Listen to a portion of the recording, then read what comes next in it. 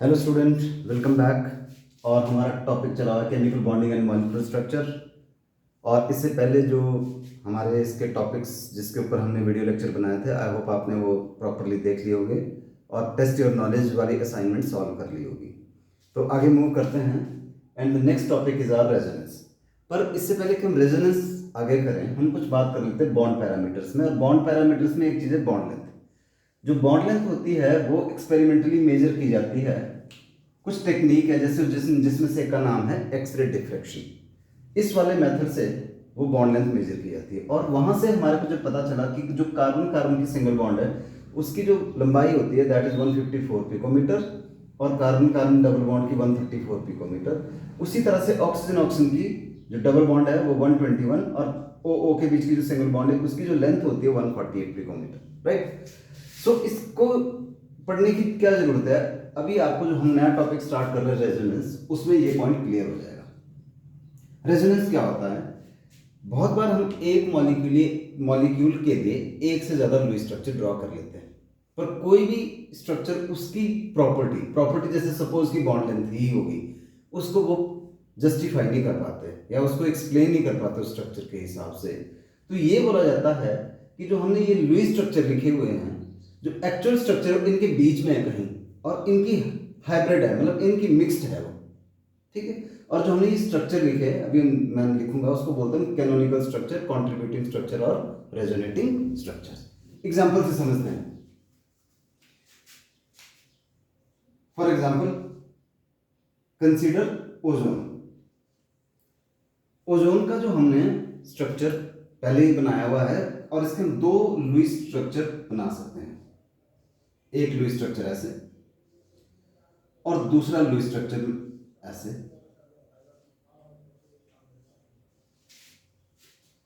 ठीक है।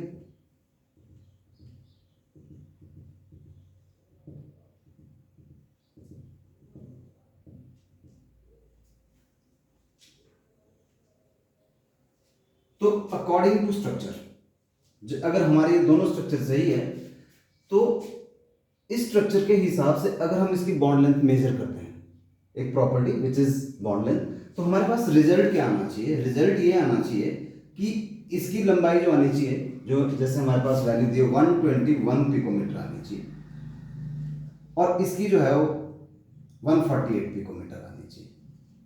चाहे स्ट्रक्चर की बात करें हम या स्ट्रक्चर की बात करें, ठीक है। Same 148 and this is 121 picometer. तो हमने ओजोन के लिए दो पॉसिबल स्ट्रक्चर ड्रॉ किए, और स्ट्रक्चर के हिसाब से हमें लग रहा है कि एक तो डबल बॉन्ड आनी चाहिए और एक जो है सिंगल बॉन्ड आनी चाहिए। और जब हम उसकी वैल्यू अगर मेजर करेंगे तो हमारे पास रिजल्ट इस तरह से आना चाहिए, दो डिफरेंट रिजल्ट आने चाहिए। नाउ जो एक्चुअल है या जो एक्सपेरिमेंटल है, एक्सपेरिमेंटली जब वाकई स्टडी की गई इसकी या इसकी बॉन्ड लेंथ को मेजर किया गया, तो both oxygen oxygen bonds have same length.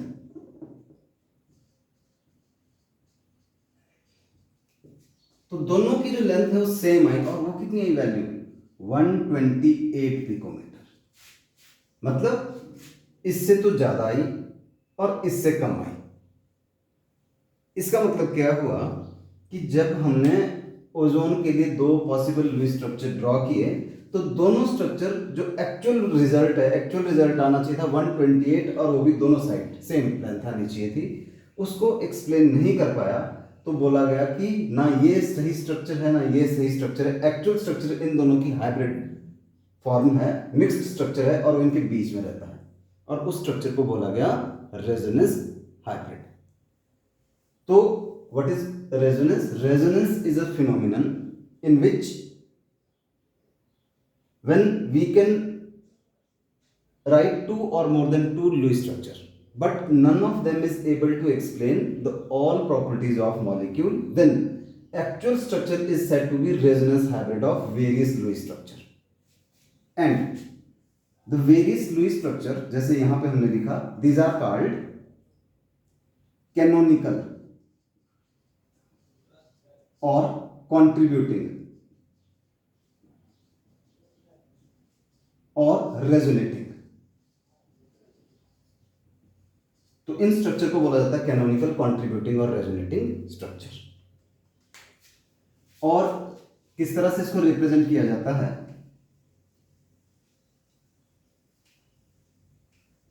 In structure को रिप्रेजेंट करते हैं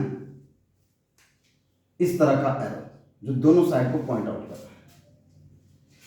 तो यहां पे भी हम ऐसे ही ड्रॉ करेंगे कि जो ये फर्स्ट एंड टू जो यहां पे हमने स्ट्रक्चर लिखे हैं एक्चुअल में these are canonical structure, contributing structure और रेजोनेटिंग स्ट्रक्चर। और जो एक्चुअल स्ट्रक्चर है बोलते ना ये सही है ना ये सही है, क्योंकि इससे प्रॉपर्टी तो जस्टिफाई नहीं हो रही है, तो समवट इस तरह से है।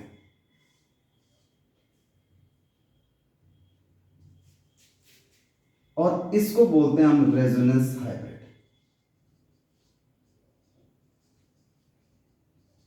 और इस क्योंकि दोनों ये इक्विवेलेंट है तो 128 पिकोमीटर इस तरफ भी लेंथ है और 128 पिकोमीटर इधर भी है। तो इस पूरे फिनोमेनन को बोला हमने रेजोनेंस। क्या बोला कि जब किसी मॉलिक्यूल के लिए हम दो या दो से ज्यादा लुईस स्ट्रक्चर लिख सकते हैं पर कोई भी स्ट्रक्चर उसकी जो प्रॉपर्टीज है उसको एक्सप्लेन नहीं कर पाता, तो ये बोला जाता है कि जो एक्चुअल स्ट्रक्चर है वो जो कंट्रीब्यूटिंग या जो हमने स्ट्रक्चर लिखे थे वेरियस लुईस स्ट्रक्चर उनकी रेजोनेंस हाइब्रिड है। तो आई होप आपको ये फिनोमिनन क्लियर हो गया होगा resonance. Now what are the condition to write resonating structures. ये जरूरी है, कंडीशंस फॉर रेजोनेंस या रेजोनेटिंग स्ट्रक्चर।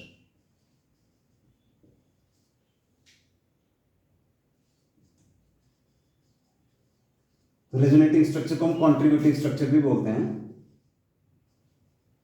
मैंने लिखा ही था पहले, कैनोनिकल भी बोलते हैं। तो मैं वर्ड यूज करूंगा, एब्रीवेट करूंगा आरएस, रेजोनेटिंग स्ट्रक्चर। तो पहली कंडीशन क्या है रेजोनेटिंग स्ट्रक्चर के लिए कि in resonating structure position of atom should be same.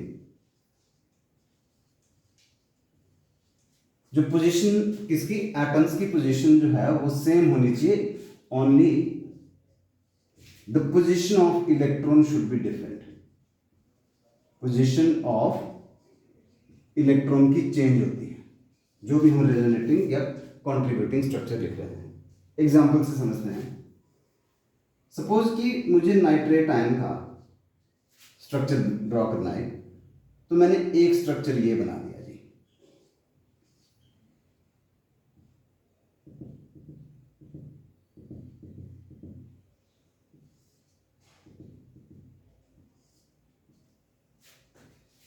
अब अगर कोई स्टूडेंट ऐसा बोलता है कि ठीक है मैं इसका दूसरा स्ट्रक्चर बनाऊंगा, उसको भी हम रेजोनेटिंग मान सकते हैं क्या? नहीं। तो उसने क्या किया, उसने ऑक्सीजन ये वाला नीचे लिख दिया जैसे, बाकी कुछ नहीं चेंज किया, और उसको लग रहा है कि मैंने तो रेजोनेटिंग स्ट्रक्चर बना दिया है।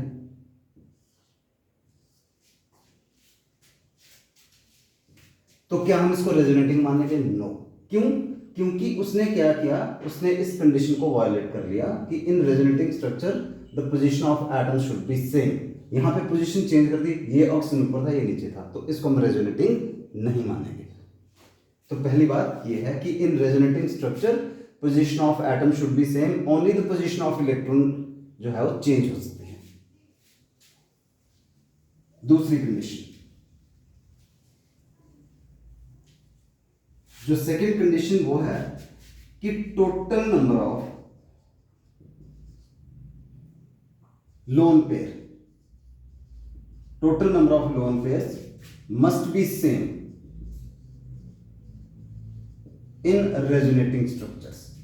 तो जो भी हम रेजोनेटिंग स्ट्रक्चर या कॉन्ट्रीब्यूटिंग स्ट्रक्चर या कैनोनिकल स्ट्रक्चर लिखें उसमें नंबर ऑफ लोन पेयर जो है वो सेम होनी चाहिए। तीसरी, all resonating structure must have nearly same energy.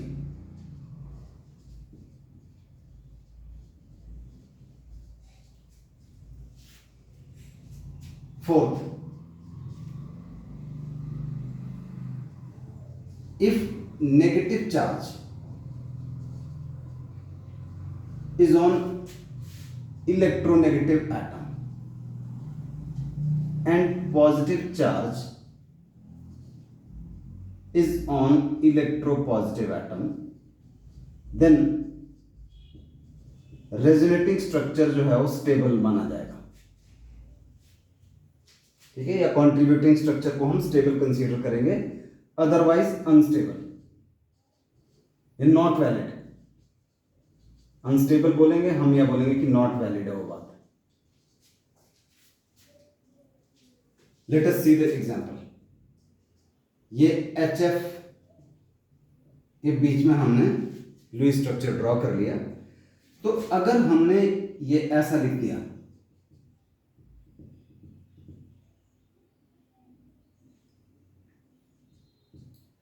तो ये सही रहेगा, क्योंकि यहां पे जो नेगेटिव चार्ज है वो इलेक्ट्रोनेगेटिव एटम के ऊपर आया। पर अगर किसी ने इस तरह से लिखा इलेक्ट्रॉन तो उसने पूरे कर दिए,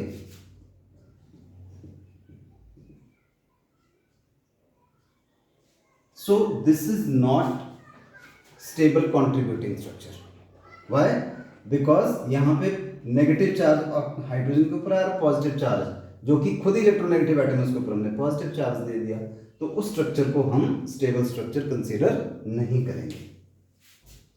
कंडीशन नंबर फोर्थ होगी, फिफ्थ पे चलते हैं जी।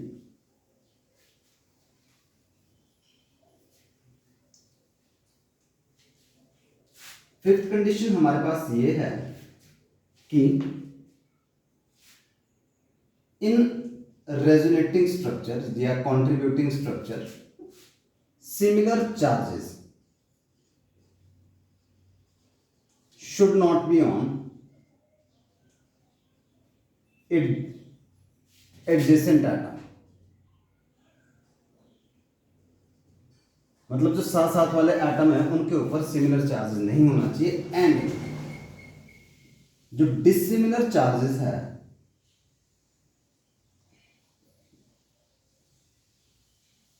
Should not widely separated. ऐसा नहीं है कि एक पहले पे और फिर चौथे एटम के ऊपर चार्ज आ गया, बेशक डिसिमिलर चार्ज है, and dissimilar charges should not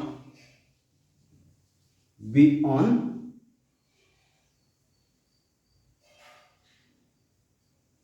widely separated.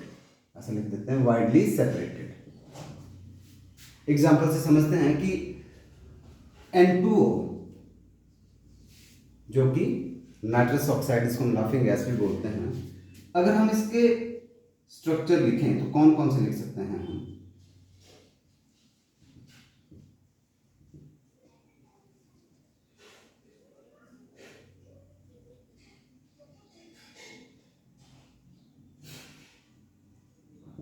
एक स्ट्रक्चर ये लिखा है हमने इसका, दूसरा स्ट्रक्चर हम इसके लिए लिख सकते हैं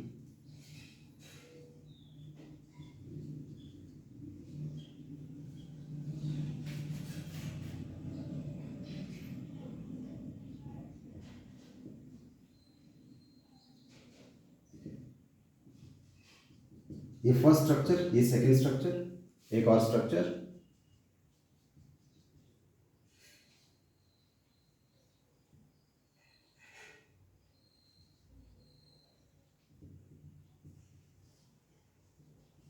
तो मैंने इसके लिए 3 पॉसिबल स्ट्रक्चर लिखे हैं। तो इन स्ट्रक्चर में जो ये स्ट्रक्चर 2 है ये अनस्टेबल होगा या it is not contributing structure for resonance. क्यों? बिकॉज सिमिलर चार्जेस सेम आ गए, तो structure 2 is not valid. Structure 2 is not valid. And last, sixth condition ये है कि the structure which violate octet rule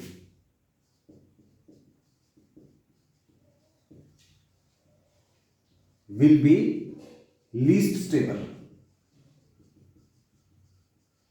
toward resonance के लिए, तो उस स्ट्रक्चर को बोलेंगे हम लीस्ट स्टेबल। एग्जाम्पल से इस पॉइंट को क्लियर करते हैं। Let us take vinyl chloride. This is our structure for vinyl chloride, ये 1 है। अब हमने इसके लिए और कैसा स्ट्रक्चर लिखा, और ऐसा लिख दिया,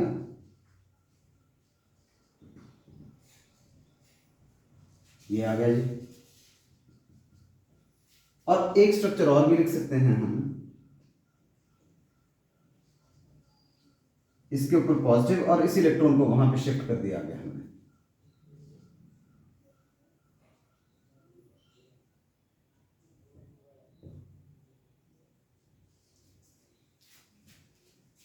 तो अगर हम स्ट्रक्चर थर्ड देखें, स्ट्रक्चर अगर हम थर्ड देखें तो इसमें क्या हो रहा है, देखो दो बातें हैं। पहली बात तो कि जो चार्जेस बहुत ज्यादा सेपरेट हो गए हैं, हमने ऊपर एक लिखी थी कंडीशन की, जो ऑपोजिट चार्जेस है वो एडजेसेंट के ऊपर हो तो ज्यादा ठीक है, ज्यादा वो सेपरेट नहीं होनी चाहिए। दूसरी बात, ये जो थर्ड स्ट्रक्चर है ये ऑक्टेट रूल को वायलेट कर रहा है। कैसे? यहाँ पे इसकी वैलेंसी पूरी नहीं हो रही और यहाँ पे ज्यादा आ गए। यहाँ पे क्लोरीन की वैलेंसी में 10 इलेक्ट्रॉन आ गए, 2 4 6 8 10, क्योंकि तो शेयर पेयर दोनों की तरफ काउंट होंगे, यहाँ पे पूरे नहीं हुए। तो this structure will be least stable, और वी कैन से कि जो स्टेबिलिटी ऑर्डर होगा इनका, वो पहले वाला सबसे ज्यादा स्टेबल होगा, then second and third is the least stable. तो हमने क्या कंक्लूड किया कि रेजोनेटिंग स्ट्रक्चर लिखने के लिए हमारे को क्या क्या पता होना चाहिए, क्या क्या कंडीशन है। कि पहली बात, जो एटम्स की पोजीशन है वो चेंज नहीं करनी है, वो सेम रखनी है। इलेक्ट्रॉन्स हम चेंज कर सकते हैं, इलेक्ट्रॉन्स की पोजीशन। दूसरा, जो total number of valence electron है किसी भी रेजोनेटिंग स्ट्रक्चर के अंदर वो इक्वल होने चाहिए। सारे रेजोनेटिंग स्ट्रक्चर जो है वो नियरली सेम एनर्जी के होने चाहिए। नेक्स्ट पॉइंट, कि जो नेगेटिव चार्ज है वो किसके ऊपर आना चाहिए, इलेक्ट्रोनेगेटिव एटम के ऊपर, और पॉजिटिव चार्ज किसके ऊपर आना चाहिए, इलेक्ट्रोपॉजिटिव। पर अगर उल्टा होगा किसी स्ट्रक्चर में, लिखने के लिए अगर बाई चांस लिख दिया तो वो स्ट्रक्चर अनस्टेबल होगा। देन वो स्ट्रक्चर स्टेबल माना जाएगा जिसमें एडजेसेंट कार्बन के एडजेसेंट कोई भी जो एटम हो, जो साथ साथ वाले एटम हो, चाहे कार्बन हो या कोई और हो, उनके ऊपर ऑपोजिट चार्ज होना चाहिए। अनस्टेबल कब माना जाएगा, अगर जो सिमिलर चार्जेस होगा, हमने एग्जांपल लिया था। और लास्ट बात क्या है कि अगर कोई स्ट्रक्चर ऑक्टेट रूल को वायलेट कर रहा है तो वो भी अनस्टेबल होगा और नहीं कंट्रीब्यूट करेगा वो रेजोनेंस के लिए। So these are the conditions for resonating structures. Now let us take some examples of resonance.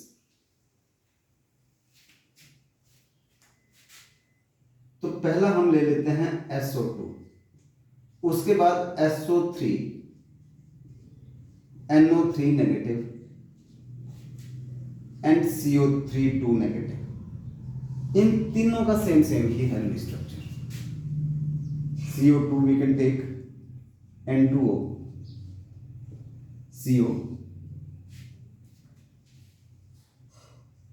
SO4 2 negative,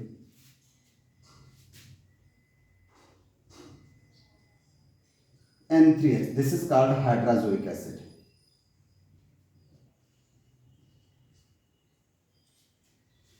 N2O5, N2O3, N2O4, HNO2, which is known as nitrous acid.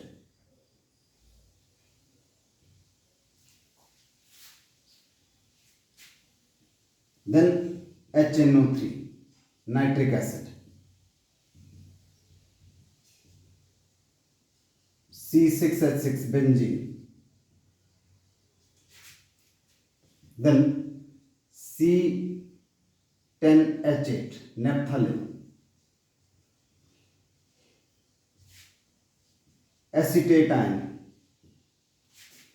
तो इतने सारे एग्जांपल्स लिख दिए मैंने, 1 2 3 4 5 6 7 8 9 10 11 12 13 14 15 16 17,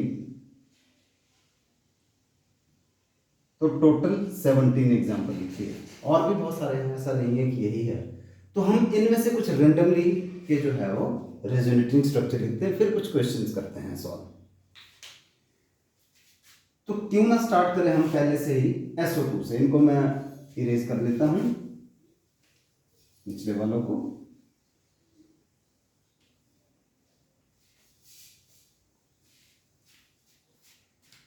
तो सबसे पहला हमने किया जी और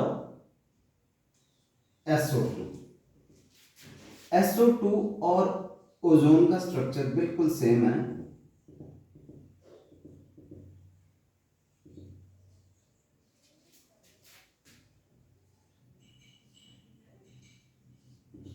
फर्क सिर्फ उसमें 3 ऑक्सीजन है, इसमें 1 ऑक्सीजन की जगह पे सल्फर है, बाकी चीज में कोई फर्क नहीं है। तो ये इसके दो हम कंट्रीब्यूटिंग स्ट्रक्चर, रेजोनेटिंग स्ट्रक्चर और कैनोनिकल स्ट्रक्चर लिख सकते हैं। हाइब्रिड लिखना हो तो हम 3 लाइन लगाते हैं। It is not triple bond. कई बार स्टूडेंट्स को कंफ्यूजन होती है कि ट्रिपल बॉन्ड क्यों लगा दी। It is not triple bond, ये इनका इक्विवेलेंट है लगभग ऐसा, which is resonance hybrid. Then SO3 का हमने एक स्ट्रक्चर लिखा।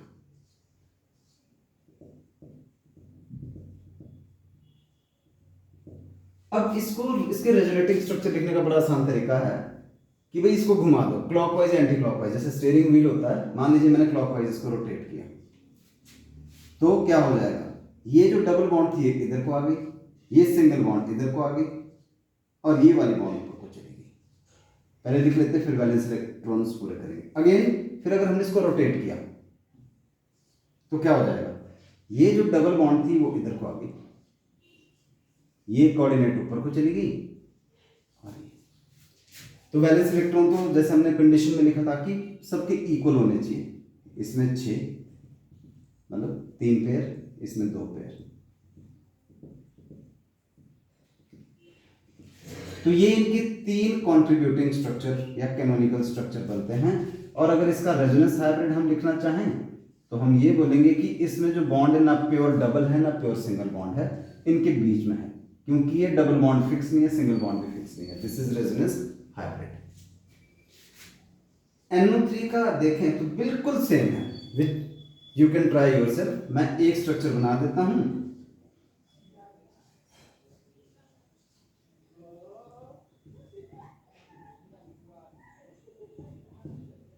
तो सेम जैसे ऊपर हमने इसको रोटेट किया, हमने डबल बॉन्ड को, सेम अगर यहां पे भी रोटेट करेंगे तो इसके भी 3 स्ट्रक्चर बनेंगे। 1 दिस इज सेकंड, ये फर्स्ट था, सेकंड एंड थर्ड। आप एग्जैक्टली अगर देखें तो वैसे ही स्ट्रक्चर कार्बोनेट आयन के भी बनेंगे हमारे पास।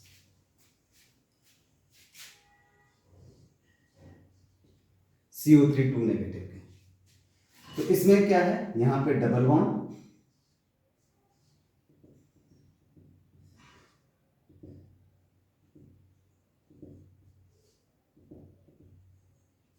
And 2 more structure exactly same, सिर्फ इसको क्लॉकवाइज घुमाइए डबल बॉन्ड को, आइदर क्लॉकवाइज और एंटी क्लॉकवाइज।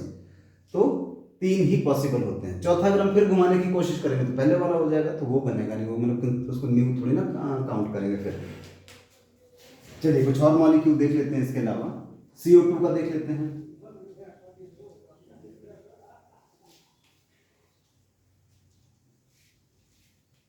तो CO2 का हमने जब स्टार्ट किया था, आपको ध्यान होगा तो उस टाइम भी हमने इसका लुईस स्ट्रक्चर ड्रॉ किया था और मैंने बोला था कि 3 पॉसिबल लुईस स्ट्रक्चर हो सकते हैं और उन्हीं से ही हमारे को हेल्प मिलती है रेजोनेटिंग स्ट्रक्चर लिखने में। CO2 तो एक स्ट्रक्चर ये लिख सकते हैं हम इसके लिए। दूसरा, इस तरफ को हमने डबल बॉन्ड ट्रिपल बॉन्ड कर दी, इधर पॉजिटिव चार्ज आ गया, इधर सिंगल बॉन्ड होगी। फिर एक और कि इधर को सिंगल बॉन्ड और इधर को ट्रिपल बॉन्ड। सो रेजोनेंस हाइब्रिड जो इसका बनता है, इसका मतलब कि इसके अंदर ना प्योर सिंगल बॉन्ड है ना pure double bond, pure triple bond है, तो इनके बीच में ही है कहीं। एंड ड्यू टू रेजोनेंस, आपने एक बात याद रखनी कि all bonds, due to resonance, ये बहुत इंपॉर्टेंट पॉइंट है कि due to resonance all bonds in a structure have same length. जैसे हमने स्टार्टिंग में जो ओजोन का एग्जांपल लिया था, रेजोनेंस की वजह से दोनों साइड जो बॉन्ड लेंथ थी वो कितनी थी, 128 पिकोमीटर थी दोनों साइड। तो बाकी की रेजोनेटिंग स्ट्रक्चर आप खुद ट्राई कीजिएगा।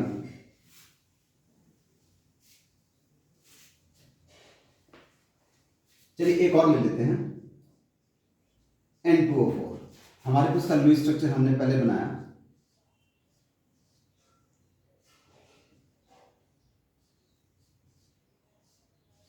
तो इसका एक स्ट्रक्चर ये बन गया जी हमारे पास।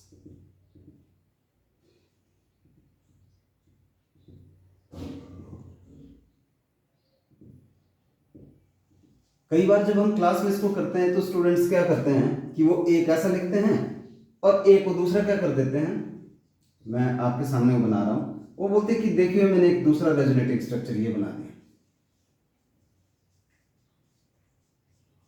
बोलते ये बना दिया, तो क्या इसको रेजोनेटिंग मानेंगे? नहीं मानेंगे हम, क्योंकि इसमें सिर्फ हमने पोजीशन चेंज करनी है एटम्स की, तो सेम हो गया, दोनों बॉन्ड नीचे को लिखा है, दोनों ऊपर को लिखे, ये तो एक ही बात हो गई, तो ये अलग तो नहीं बना।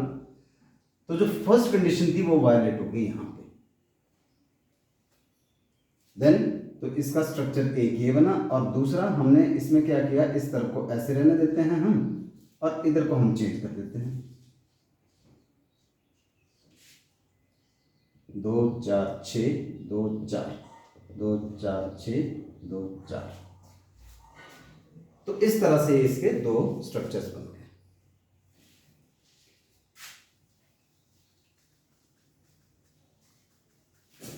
तो एक पॉइंट तो मैंने आपको बता दिया कि because of resonance all bonds in that structure which possess resonance have same length. अगली बात, रेजोनेंस एनर्जी।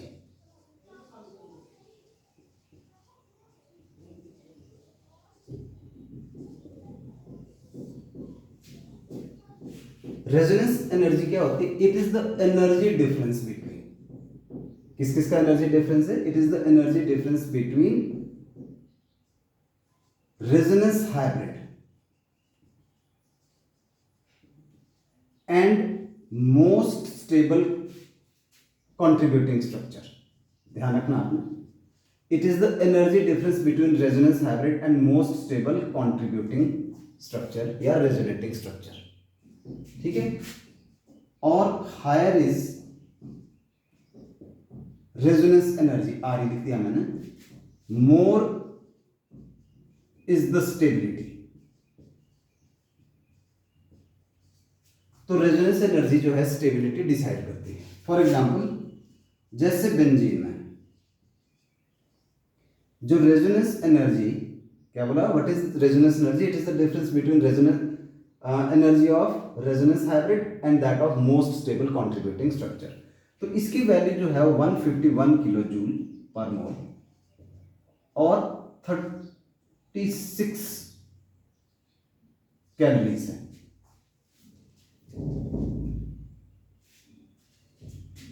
तो इस वजह से जो है ये स्ट्रक्चर बहुत ही स्टेबल है।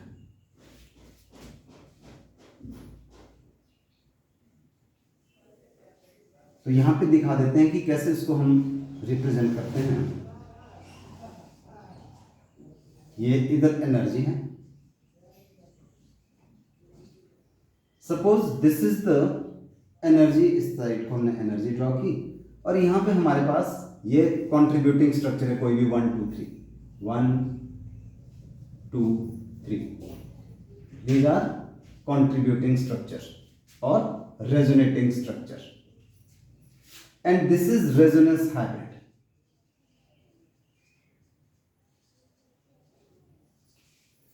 तो जो रेजोनेंस हाइब्रिड और जो most stable contributing structure, suppose कि जो फर्स्ट स्ट्रक्चर है that is the most stable, तो उनके बीच का जो एनर्जी का जो डिफरेंस आया उस एनर्जी को बोलेंगे हम resonance energy.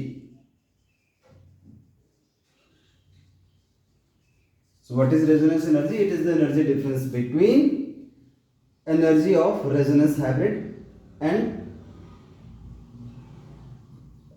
contributing most stable या most stable contributing और resonating structure के बीच का energy difference। alright जी, तो एक दो पॉइंट और फिर से इसको हम समराइज कर लेते हैं। और वो क्या है कि भाई पहला बात मैंने आपको बता दिया है कि बिकॉज ऑफ रेजोनेंस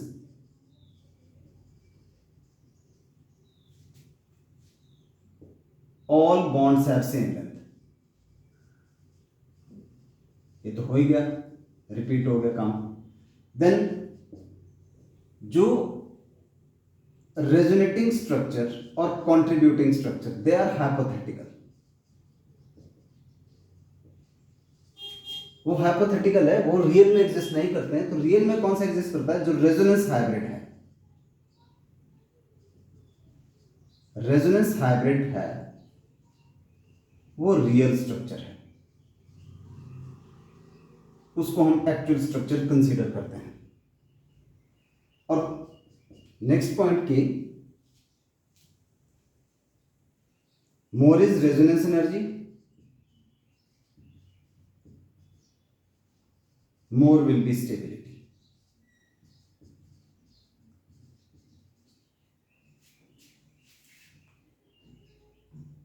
तो कुछ क्वेश्चन करते हैं, एक दो क्वेश्चन। पहला क्वेश्चन ये है, अभी मैंने आपको कहा कि आपने खुद ट्राई करना, बहुत सारे जो बीच में स्ट्रक्चर्स यहां पे हमने लिखे थे। तो HNO3 में देखते हैं कि Y in HNO3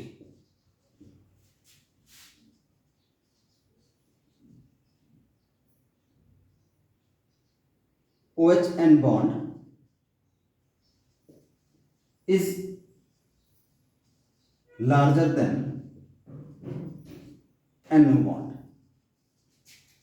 क्वेश्चन ये है, या ये ऐसा भी पूछा जा सकता है कि क्या इन दोनों की जो ये वाली NO और ये वाली NO जो बॉन्ड है, क्या इनकी लेंथ सेम है, या कि why NO bond is larger than this bond.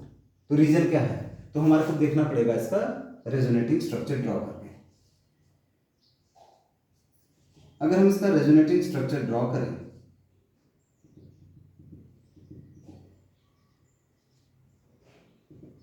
तो एक स्ट्रक्चर ये बनता है, और दूसरा जो इसका रेजोनेटिंग स्ट्रक्चर है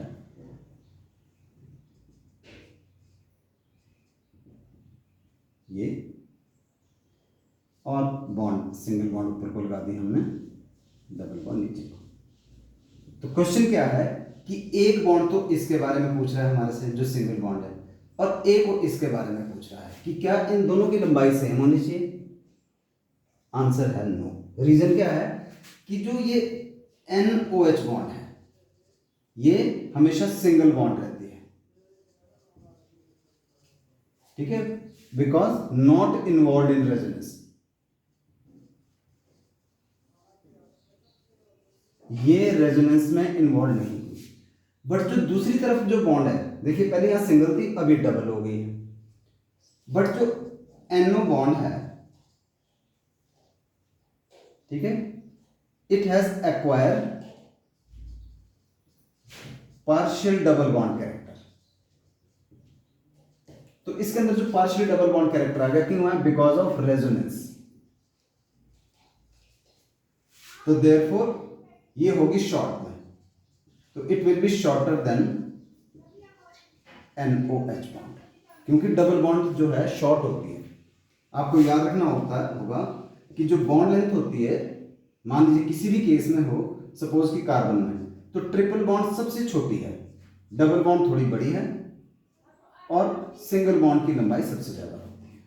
तो यहां पे क्योंकि रेजोनेंस की वजह से जो है वो NO की बॉन्ड के अंदर पार्शियल डबल बॉन्ड कैरेक्टर आ गया, तो इसलिए उसकी लेंथ शॉर्ट होगी। एक और क्वेश्चन देते हैं।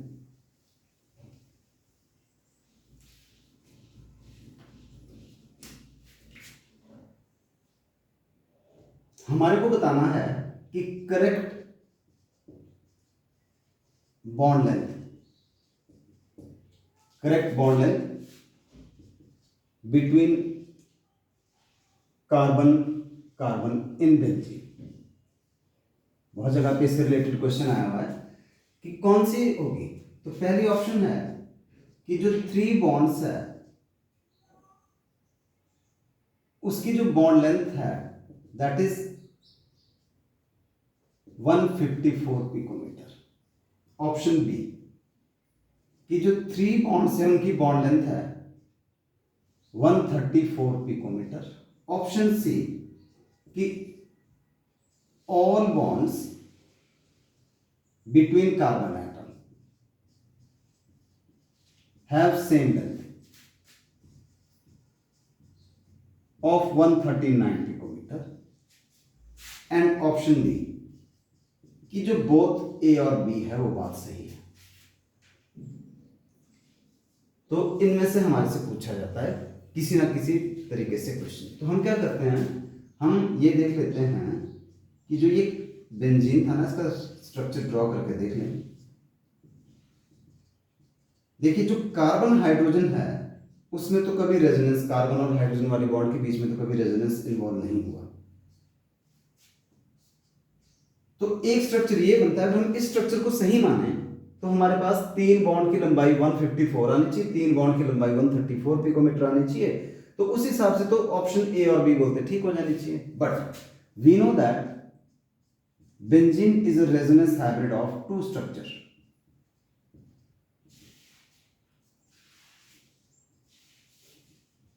Benzene is resonance hybrid of 2 structure. कौन कौन से? एक ये, दूसरा हमने ये लिख दिया। और जो एक्चुअल स्ट्रक्चर है दैट इज रेजोनेंस हाइब्रिड। और रेजोनेंस हाइब्रिड की वजह से मैंने आपको बताया था कि क्या होता है कि बॉन्ड लेंथ इक्वल हो जाती है। सारी की सारी जो बॉन्ड्स है वो इक्वल होती है, ना वो डबल है ना वो सिंगल है। So the correct option is C. So all bonds between carbon have same length which is of 139 picometer because of resonance। तो ये टॉपिक यहीं पे आज समाप्त करते हैं। आपको असाइनमेंट दी जाएगी, आप उसको सॉल्व कीजिएगा और मिलते हैं फिर नेक्स्ट वीडियो क्लास में। Thank you.